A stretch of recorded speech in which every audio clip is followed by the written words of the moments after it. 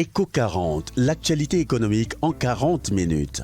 Analyse, décryptage, prospection et proposition. C'est toutes les semaines sur New World Economy. L'entrepreneuriat, machin, c'est beau. Mais il faut aider les jeunes à entreprendre. L'emballage, dans toute économie d'ailleurs, occupe une place de choix, une place prépondérante. Et l'économie togolaise n'en fait pas exception. Monsieur Amouzou, Oui. merci d'être passé. Merci à On vous va y aussi. revenir. Chaque semaine, Mathieu Gaillet et ses invités passent à la loupe tout sujet ayant trait à l'économie et au développement sur votre antenne. Opérateurs économiques et décideurs du monde économique, Éco 40, c'est pour vous. Éco 40, c'est sur le bouquet New World TV numéro 2810.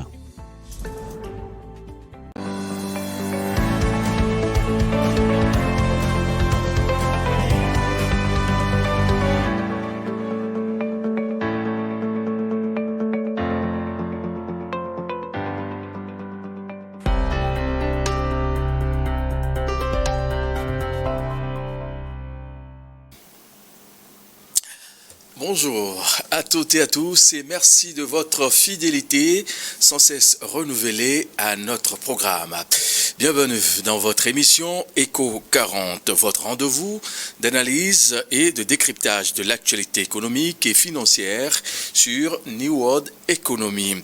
Aujourd'hui, nous allons parler d'un sujet passionnant et porteur d'avenir. Le financement participatif, encore appelé crowdfunding.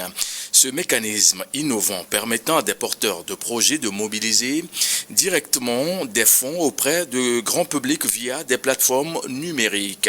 Dans l'espace UMOA, Union économique monétaire ouest-africaine, ce mode de financement connaît un engouement croissant.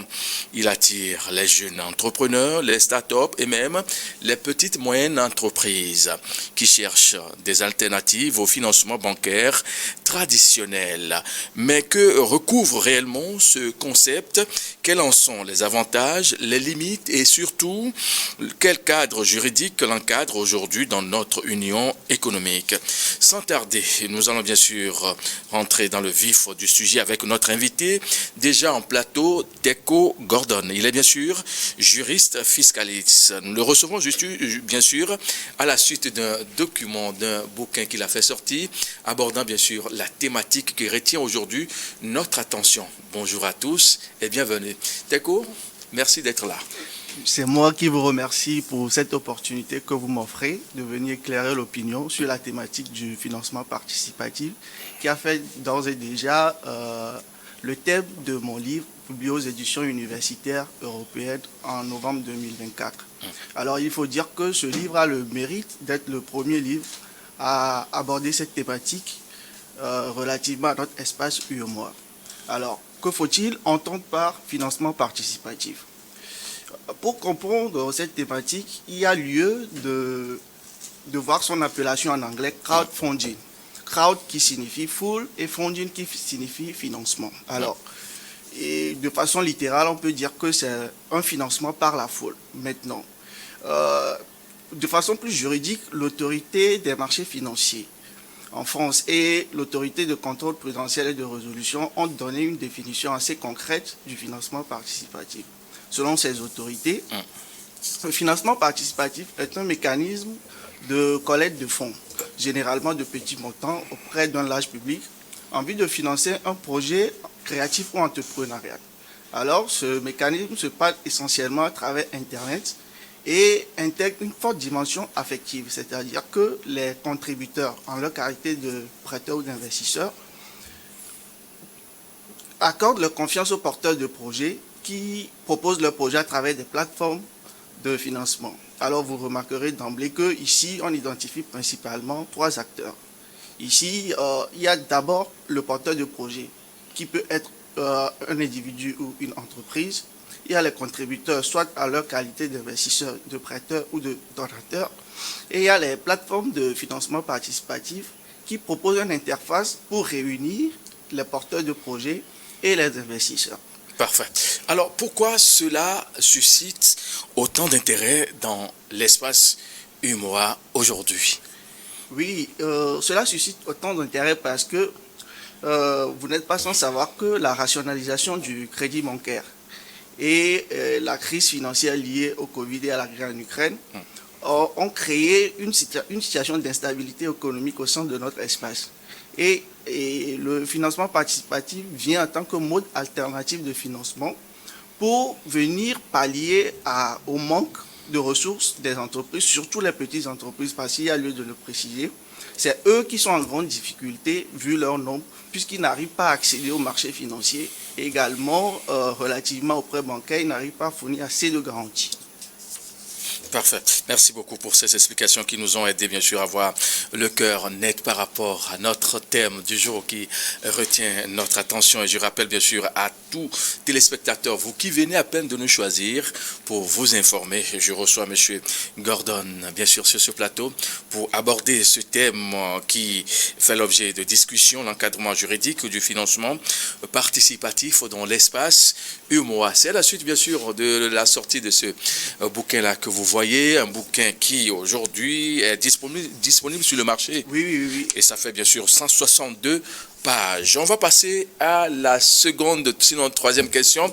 Quels sont les principaux types de financement participatif reconnus dans cet espace ou bien dans la sous-région? Bon, en général, on identifie principalement 3 types de financement participatif. Premièrement, il y a le financement participatif par don, par lequel souvent c'est les ONG qui font recours à ce modèle-là pour solliciter des fonds pour soutenir leur projet social. Oui. Donc, il y a également le financement participatif par prêt, où les porteurs de projets viennent solliciter auprès des contributeurs des prêts d'argent, avec ou sans intérêt. Je tiens à le préciser parce que par moment, il peut arriver qu'ils puissent solliciter des fonds sans intérêt. Et il y a également le financement participatif par offre de titres financiers. Ici, quand on parle de titres financiers, il y a lieu de circonscrire ce point parce qu'il s'agit ici des valeurs mobilières simples et non des valeurs mobilières composées, c'est-à-dire les actions et les obligations uniquement. Oui. Donc, comment ça se passe concrètement? Un porteur de projet qui sollicite le prêt, par exemple, va concevoir un projet ou un plan d'affaires par lequel il présente sa structure, il définit les différents axes du projet, présente les produits et sollicite le prêt avec un calendrier de remboursement, par exemple. Définir l'échéance en quelque sorte. Effectivement. Voilà. Vous pouvez aller, oui. Donc, pour parler du financement participatif par offre de titres financiers, vous allez remarquer que ça ressemble un peu à l'appel public à l'épargne. Et ce mécanisme consiste à offrir des actions et recevoir en contrepartie de l'argent. Et souvent, la plupart des entreprises qui le font ont une forme juridique très spécifique, c'est-à-dire doivent essentiellement être des sociétés anonymes au terme de l'acte uniforme régissant les sociétés au sein de l'espace OHADA.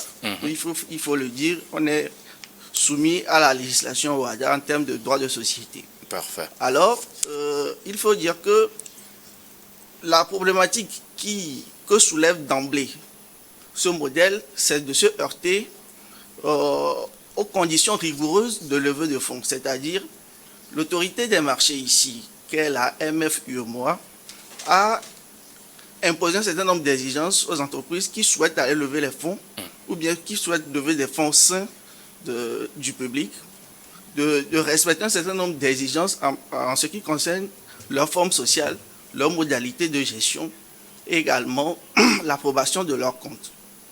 Ici, vous allez remarquer que l'autorité impose aux sociétés d'avoir un capital minimum de 100 millions. Ce que vous pouvez remarquer ici, c'est que les petites entreprises n'ont pas ce capital pour aller lever des fonds. Ah oui, c'est pourquoi on dit des petites entreprises, petites et moyennes entreprises. S'il y avait les moyens, on aurait les classés déjà dans les grandes entreprises d'une envergure aussi de grande taille. Effectivement. Donc, ce qui fait qu'ils ont assez de difficultés à aller lever les fonds sur le marché financier classique. Donc, ici, le financement participatif par offre de titres financiers vient à point nommé pour leur proposer une alternative. relativement à la bourse régionale des valeurs pour qu'ils eux aussi puissent accéder aux ressources financières. Parfait. Alors, aujourd'hui, vous avez eu bien sûr à toucher le point, le cadre juridique, mais existe un cadre juridique harmonisé en quelque sorte pour encadrer ces activités au sein de cet espace de l'Union économique monétaire ouest-africaine? Il faut dire que c'est la pierre angulaire même de ce livre, Oui. c'est-à-dire quel est l'encadrement juridique du financement participatif au sein de l'espace UEMOA. D'emblée, on va remarquer que ce mécanisme, bien que très intéressant, ne bénéficie d'aucun encadrement juridique spécifique. Aujourd'hui, on a juste un cadre juridique embryonnaire à travers la loi cadre portant en réglementation bancaire de 2023 qui reconnaît un régime dérogatoire au monopole bancaire relativement au financement participatif par prêt. C'est-à-dire que cette loi vient préciser que les prêts opérés à travers le financement participatif ne rentrent pas dans le monopole bancaire. Mais cela ne résout pas autant le problème de l'encadrement juridique puisqu'on n'a pas défini le régime juridique sur lequel vont fonctionner les acteurs. Essentiellement les porteurs de projets, les plateformes et les gestionnaires de plateformes et aussi les investisseurs parce qu'ils ont besoin d'être protégés. Contrairement à d'autres législations comme les États-Unis ou l'Union européenne, on va essentiellement remarquer que les États-Unis ont, à travers la loi baptisée Jobs Act de 2012, consacré un régime juridique spécifique aux acteurs. Également, la France a emboîté le pas en 2014 et cela est coiffé par l'Union européenne en 2020. Toutes ces législations ont en commun le fait de définir un cadre juridique d'intervention de l'autorité régulateur et d'intervention des plateformes numériques. C'est bien. Aujourd'hui, on en parle, le cadre juridique fait débat dans cet espace de l'UMOA. On va s'intéresser un peu au cadre juridique encore plus et institutionnel bien sûr. Et aujourd'hui, quelles sont bien sûr d'une façon beaucoup plus concrète les conditions pour opérer une plateforme de financement participatif dans cet espace-là? Ça ressemble à quoi à peu près? Alors, faute d'encadrement juridique, vous allez remarquer qu'il n'y a pas de conditions malheureusement. Et ça crée un réel problème puisque, étant un mécanisme qui s'opère à travers Internet, d'autres plateformes numériques qui se sont formalisées à l'étranger viennent lever des fonds au sein de notre public et cela sans protection des investisseurs qui se situent ici. Alors, normalement, en termes de conditions, ça devrait être placé sous l'autorité des marchés financiers, la MFUMOA, qui devrait en quelque sorte octroyer des agréments aux plateformes qui souhaitent lever des fonds au sein de notre espace, contrôler leur activité et auditer souvent ces entreprises-là pour s'assurer de leur viabilité financière. Puisque ici, l'autorité des marchés est là pour en quelque sorte protéger les investisseurs. Donc dans ce rôle de protection, il est comme un gendarme auprès des plateformes et des porteurs de projets pour qu'ils ne s'évadent pas avec les fonds collectés. Alors, merci pour ces explications. Mais la question qui revient très très souvent dans ce genre de débat, on se demande quel est le rôle exact, bien sûr, de l'autorité des marchés financiers dans cet espace qu'aucun de 8 pays de l'UMOA. Oui, en fait, en général, le rôle de l'autorité des marchés, c'est de surveiller les marchés, de veiller à la régularité des opérations qui s'effectuent sur le marché.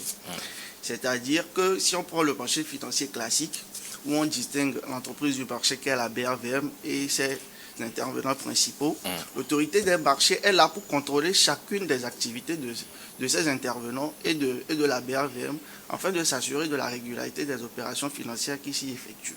Alors, pour faire l'analogie avec le financement participatif, un cadre juridique optimal aurait été de confier à cette autorité-là la prérogative d'octroyer des agréments aux plateformes qui souhaitent lever des fonds et d'instaurer des mécanismes de contrôle de ces différentes plateformes-là pour permettre à ce que les gestionnaires de ces plateformes ne s'évadent pas avec les fonds collectés. Alors, les États membres de cet espace UMOA, Union économique, monétaire ouest-africaine, pour leur part, ont-ils déjà adopté je sais pas, des tests complémentaires pour adapter ou renforcer ce cadre juridique communautaire? Oui, certains pays ont, au plan national, pris des initiatives pour formaliser les plateformes de financement participatif, pas explicitement, je le précise. En Côte d'Ivoire, il y a eu une loi de 2023 sur la promotion des startups numériques. Cette loi préconise la création des plateformes numériques, des labels numériques autant pour moi, qui sont gérés par des entreprises. Mais ces entreprises-là doivent être majoritairement avoir comme associés les nationaux, c'est-à-dire les Ivoiriens. Et ils sont suivis très rigoureusement. En ce sens, c'est une initiative qui est assez prometteur au sein de ces pays-là. Mais ces initiatives restent au plan national. Vous allez remarquer qu'ici, on parle d'un plan communautaire. Donc, une harmonisation de ces pratiques va contribuer petit à petit à consacrer un régime juridique spécifique. Et tout ça doit être contenu dans un test pour permettre à ce que ce type de financement soit opérationnel au sein de notre espace. Autre volet de cette actualité économique dans cette émission. Aujourd'hui, on va s'intéresser un peu aux acteurs, aux bénéficiaires et parler bien sûr de la protection des investisseurs. Qui peut bénéficier donc de ce financement participatif? Est-il réservé aux entreprises ou ouvert à tous les porteurs de projets ou chefs d'entreprise? Voilà. Voilà, c'est une question très pertinente. Aujourd'hui, vous allez remarquer que tout le monde peut bénéficier du financement participatif en tant que personne, en tant qu'individu ou en tant qu'entreprise. Du moment où vous disposez d'un projet viable et fiable, vous pouvez aller soumettre ces projets-là auprès des plateformes qui sont dédiées à cet effet. Et c'est eux qui se chargent maintenant d'étudier ces projets et de promouvoir ces projets sur la plateforme et de solliciter des financements. Maintenant, pour la question des entreprises qui peuvent vraiment bénéficier de ce type de financement, on va remarquer essentiellement les PME, les petites et moyennes entreprises, puisque eux, ils sont exclus du marché financier classique. Le traditionnel qu'on connaissait. Effectivement. Ouais. Donc, eux, ils ne peuvent pas aller sur ces marchés-là pour lever des fonds, puisqu'ils n'ont pas un capital assez conséquent. Donc, vous allez remarquer qu'au Togo aujourd'hui, en termes de statistiques, qui est publié sur le site du CFE, plus de 5400 entreprises ont été créées sous la forme de sociétés à responsabilité limitée. Ce qui fait que la part des bénéficiaires en termes de financement participatif est assez large.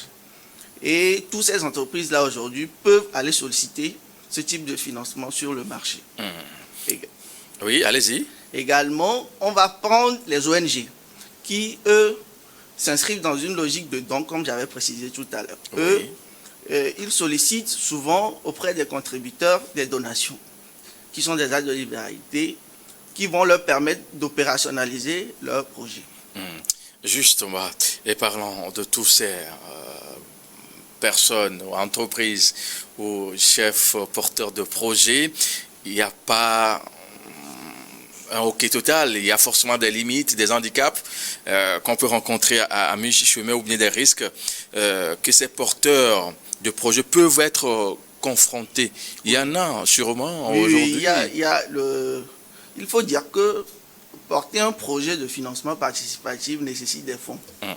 Des fonds en termes de conception du plan d'affaires, en termes de promotion de ces projets-là sur les plateformes numériques. Ça génère des coûts. Et le principal risque pour le porteur de projet, c'est le risque de non-financement. C'est-à-dire que le risque de ne pas voir leur projet être entièrement financé ou bien financé à part entière. Ouais. Également, il y a le risque de mauvaise gestion.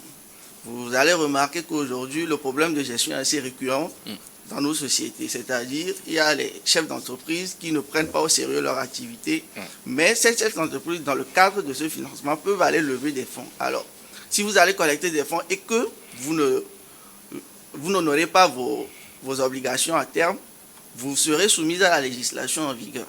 Donc, ça aussi, c'est un risque potentiel pour les porteurs de projets qui vont solliciter des fonds. Et cela m'amène à vous poser cette question. Le cadre juridique qui protège bien sûr les investisseurs, en particulier les non-professionnels qui souhaitent participer bien sûr à ces genres de projets. Qu'est-ce qui est écrit et c'est comment, c'est appliqué, de quelle façon? Vous avez remarqué qu'essentiellement tout se développe autour de la protection des investisseurs, c'est-à-dire ceux qui vont aller investir leurs fonds au sein de ces projets-là pour soutenir ces projets ont besoin d'une protection, tout du moins maximale, si on peut prêter le terme, parce qu'ils prennent des risques en allant octroyer des fonds aux porteurs de projets. Alors, la question de la protection des investisseurs, c'est ça qui a amené à la question même de l'encadrement juridique du financement participatif dans notre espace, puisque il y a lieu de protéger les investisseurs. Parce que, comme on vient de le dire, la mauvaise gestion des porteurs de projets fait que l'État doit être derrière pour protéger la population en général, puisque c'est un type de financement qui touche pratiquement toutes les couches sociales. Merci bien sûr pour ces explications, là concernant ce point qui a suscité pas mal de questions une fois que l'émission est annoncée sur les plateformes de discussion. On va s'intéresser d'une façon simple aux enjeux et défis du financement participatif ou le crowdfunding comme on aime si bien l'appeler, le nommer. Quels sont les principaux défis aujourd'hui du financement participatif dans cet espace UEMOA? Et les enjeux sont énormes et divers. Premièrement, en termes d'enjeux dans le cadre de la structuration, il y a lieu de définir un cadre juridique harmonisé. Mais le défi principal de ce cadre juridique harmonisé, c'est d'arriver à adapter le statut des différents acteurs du financement participatif aux règles qui régissent les acteurs financiers ordinaires. Et cette tâche est assez fastidieuse puisque on ne va pas exiger à un porteur de projet d'aller obtenir, de disposer d'un capital assez conséquent pour aller lever des fonds. On ne va pas aller dire à un investisseur lambda qui est chez lui de disposer d'un agrément ou bien d'aller obtenir un agrément auprès de la commission bancaire pour prêter des fonds, puisque toutes ces activités rentrent dans le monopole bancaire. Également, en ce qui concerne le financement participatif par offre de titre, le cadre juridique qui régit l'appel public à l'épargne est assez rigide, c'est-à-dire très très très contraignant pour les entreprises aujourd'hui, et cela crée un réel problème d'adaptation. Donc, ce qui a lieu de faire en termes de défis actuellement, il faut dire que c'est d'arriver quand même, au regard de toutes ces réglementations rigoureuses, à dégager un certain nombre de tests qui peuvent fluidifier, autant pour moi, ce mode de financement. Qui doit dégager ces... Ici, il s'agit principalement des gouvernants. Ok. Parce que... au plus haut sommet de l'État. Oui. De ces 8 pays de l'espace UEMOA. Effectivement. Oui, recréer le cadre autrement. Pour favoriser, permettre aux investisseurs et puis porteurs de projets de bénéficier. Si, effectivement. Et en ce sens, c'est le Conseil des ministres au sein de l'espace UEMOA qui décide de l'orientation. Le Conseil des ministres de l'économie. Oui, et le Conseil des ministres de l'économie. Voilà. Oui, effectivement. Ok. Le Conseil des ministres de l'économie qui décide de l'orientation du cadre juridique sur proposition de la commission bancaire et sur proposition de l'AMF UEMOA.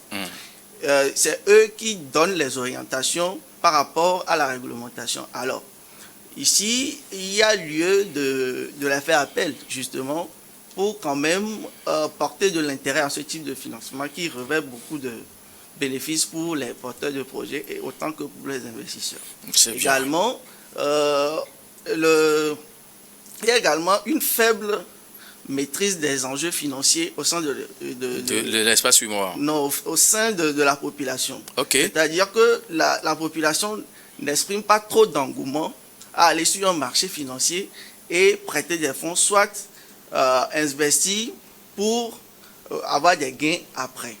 Donc, ce qui cause un problème de sensibilisation aussi qu'il faut prévoir au sein de la population pour les amener à comprendre que investir, c'est financer, c'est contribuer au développement de l'économie en général. C'est bien. Alors, peut-on dire que ce mode de financement contribue bien sûr à l'inclusion financière, notamment pour les jeunes, les femmes ou carrément les petites et moyennes entreprises qui souvent ont du mal à avoir du crédit pour leurs entreprises? Effectivement, ce mode favorise l'inclusion financière en permettant aux populations non bancarisées et aux populations qui n'arrivent pas à aller sur le marché financier à aller lever des fonds, comme on le dit tout à l'heure.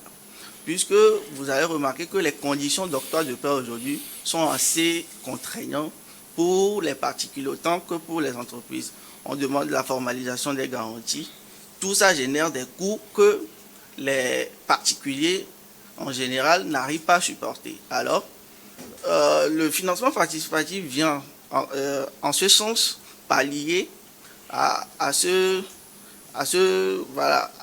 cette restriction du crédit pour permettre quand même aux populations d'accéder aux ressources financières. Alors, peut-on aujourd'hui considérer le financement participatif comme étant un levier de résilience économique, notamment après les crises de Covid-19 ou face aux tensions inflationnistes qu'on connaît de jour en jour à travers le monde entier? Oui, on peut considérer que le financement participatif peut être un modèle de résilience économique en ce sens qu'elle offre des mécanismes souples et rapides aux populations. C'est-à-dire ici, il n'y a plus lieu d'être soumis aux contraintes des banques, il n'y a plus lieu d'être soumis aux contraintes du marché financier, mais à travers des règles moins rigides, permettent quand même à l'ensemble de la population de pouvoir investir prioritairement et aux porteurs de projets de pouvoir lever des fonds. Alors, on va s'intéresser aux perspectives parce qu'on sait que dans cet espace, il y aura toujours des demandes et des investisseurs également sont là pour financer, mettre à la disposition des moyens financiers. On va s'intéresser un peu aux perspectives et impacts macroéconomiques et quels sont les risques aujourd'hui macroéconomiques liés à une croissance non régulée en quelque sorte. Aujourd'hui, quand on sait qu'on n'est pas obligé forcément d'être dans une entreprise bien claire pour pouvoir financer, voilà. Que faut-il faire? En termes de risque macroéconomique, il faut relever qu'il y a le risque de fraude qui est prépondérant en général à travers ce financement, à travers l'usage de ce type de financement. Oui. C'est-à-dire que vous allez voir une personne qui va prétendre avoir un projet assez prometteur, il promet des gains, mais vient lever les fonds après, demain il disparaît. Il y a également le risque de blanchiment d'argent. Ah oui. Oui, effectivement, parce que en termes de financement participatif, les investisseurs ne sont pas contrôlés. Et les fonds peuvent provenir de tout type d'activités, même des activités illicites. Alors, ce risque est très, très, très permanent pour ce mécanisme de financement. D'où d'ailleurs l'importance du contrôle de l'autorité régulateur sur chaque projet, il faut le dire, parce que tout projet, on dispose d'un cas juridique spécifique, tout projet qui va solliciter la contribution du public va faire l'objet d'une étude très spécifique de cet organe-là avant d'être proposé au public. Donc ça constitue en quelque sorte une censure pour écarter quand même ces risques-là. Et dans la foulée, comment les États pourraient-ils mieux intégrer ce financement, bien sûr, dans leur politique économique du développement, comme on aime si bien le dire, dans cet espace-là? Bon, prioritairement, pour que les États puissent développer ce mécanisme de financement, il faut qu'ils puissent l'inscrire dans leur stratégie nationale de développement. Et également prendre des mesures incitatives au point fiscal. C'est-à-dire réduire ou bien permettre à ce que la pression fiscale ne viennent pas quand même étouffer ces entreprises-là qui souhaitent aller lever des fonds et permettre aux investisseurs aussi de pouvoir bénéficier des gains sans forcément payer trop d'impôts. C'est bien. Pouvez-vous, si vous en avez peut-être, des exemples, un exemple palpable, bien sûr, et grâce au financement participatif dans cet espace, vous en avez un exemple aussi? Oui, l'exemple... Parce qu'on en parle, mais oui, il faut faire du concret. Oui. Oui. L'exemple se trouve plus précisément en Côte d'Ivoire avec les coopératives agricoles. Okay. Il faut dire qu'en Afrique, le modèle qui a souvent plus de réussite, c'est dans le domaine agricole. Alors, vous allez voir, ces coopératives se sont organisées entre elles et elles ont proposé plutôt de bonnes perspectives en termes de gains, et ça a suscité l'intérêt des investisseurs tant sur le plan national qu'à l'étranger. Alors, quel conseil avez-vous à un jeune porteur, par exemple, qui a un projet, qui souhaite se lancer dans le domaine du financement participatif ou le crowdfunding? Bon, prioritairement, moi, je peux conseiller à tout jeune porteur de projet qui souhaite se lancer, qui souhaite plutôt opter pour ce modèle de financement, de prioriser surtout les plateformes agréées. Les plateformes agréées, il y en a dans... Oui, il y en a, les plateformes agréées. Au Togo, au Bénin, en Côte d'Ivoire, au Sénégal, Burkina, je ne sais pas. La stratégie utilisée par ces plateformes, c'est d'aller se formaliser en France ou bien dans la zone de l'Union européenne et de venir lever des fonds ici. Ok. Donc, dans ce sens, au moins, eux, ils disposent d'un cadre légal d'intervention. Donc, pour les porteurs de projets, je vais leur conseiller prioritairement de s'orienter vers ces plateformes-là pour le moment, en attendant que notre espace détermine un cadre juridique d'exercice de cette activité. Et ça, jusqu'à quand? Bon, cela ne relève pas de ma compétence de le dire, puisque ça relève de la Vous êtes l'un des gens qui éclairent la lanterne des uns et des autres dans ce domaine-là. Quand vous les approchez, les autorités, vous avez le sentiment que l'information passe ou il y a toujours une hésitation? Il y a une méfiance, si je peux résumer leur réaction, c'est-à-dire que la plupart estiment que ce modèle est trop risqué pour la population. Et à plus forte raison, certains pays qui ont défini des cadres juridiques ont sélectionné certains modèles et encarté d'autres. Par exemple, le Nigeria, en 2021, en définissant la Crowdfunding Act, a écarté le modèle de prêt. Oui. Estimant que ce modèle est trop risqué pour la population. C'est le plus géant de la sous-région. Effectivement. Oui. Estimant plutôt que ce modèle est trop risqué pour la population et a surtout mis l'accent sur le financement participatif par ordre de titre financier. Et même en faisant ça, ces régulateurs ont plafonné les fonds à investir.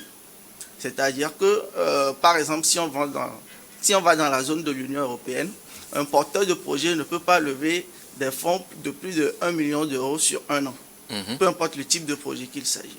Et également, ils ont plafonné l'investissement des contributeurs, c'est-à-dire que relativement à votre revenu, il y a des questions tests sur les plateformes qui vous questionnent sur votre revenu. Vous ne pouvez pas investir plus d'un certain nombre de montants. C'est bien.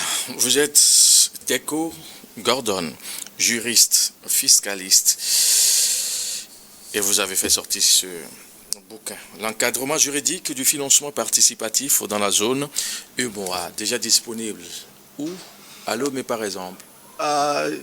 Si les téléspectateurs sont intéressés, ils peuvent directement me contacter. Ah oui, et sur quel numéro là? 91 08 82 50. Sinon, on reprend encore pour le 91 oui. 08 82 50. Qu'est-ce que vous aurez souhaité dire que je n'ai pas pu poser comme question, Teko? Bon, je pense qu'on a parcouru en long et en large la thématique du financement participatif, mais ce qui a lieu de préciser ici, c'est que il faut rappeler à l'opinion que ce type de financement n'est pas aussi risqué que ça le paraît. Et vous allez être surpris même la Statue de la Liberté en Amérique a été financée à hauteur de plus de 100 millions de dollars à travers ce modèle de financement.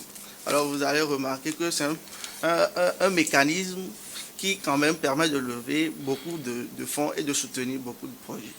Tchako, merci d'être passé. Merci à vous et j'aimerais remercier également le directeur de New World pour m'avoir permis de m'exprimer ici. De vous exprimer sur ce plateau, monsieur Kolani Nimonka. Merci beaucoup. Merci. Merci d'être passé. Bon retour à vous. Merci beaucoup pour ces éclairages très enrichissants. Nous retiendrons bien sûr que le financement participatif ou le crowdfunding est aujourd'hui un outil novateur au service de l'entrepreneuriat, de l'inclusion financière et du développement économique dans notre région, dans notre sous-région ouest africaine, surtout dans l'espace UMOA, Union économique monétaire ouest africaine. Bien encadré, il peut devenir un véritable levier de croissance à condition que les plateformes soient transparentes, bien sûr, et que les investisseurs soient bien protégés. Merci à vous de nous avoir suivis. C'était ECO40. Rendez-vous très prochainement pour un autre numéro. Au revoir.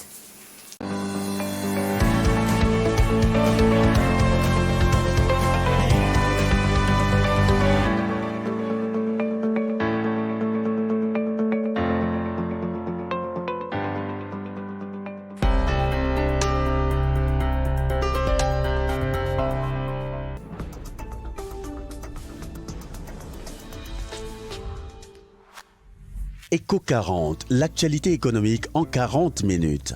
Analyse, décryptage, prospection et proposition. C'est toutes les semaines sur New World Economy. L'entrepreneuriat, machin, c'est beau. Mais il faut aider les jeunes à entreprendre. L'emballage, dans toute économie d'ailleurs, occupe une place de choix, une place prépondérante. Et l'économie togolaise n'en fait pas exception. Monsieur Amouzou, Oui. merci d'être passé. Merci à vous. On va y aussi. revenir. Chaque semaine, Mathieu Gaillet et ses invités passent à la loupe tout sujet ayant trait à l'économie et au développement sur votre antenne. Opérateurs économiques et décideurs du monde économique, ECO40, c'est pour vous. ECO40, c'est sur le bouquet New World TV numéro 2810.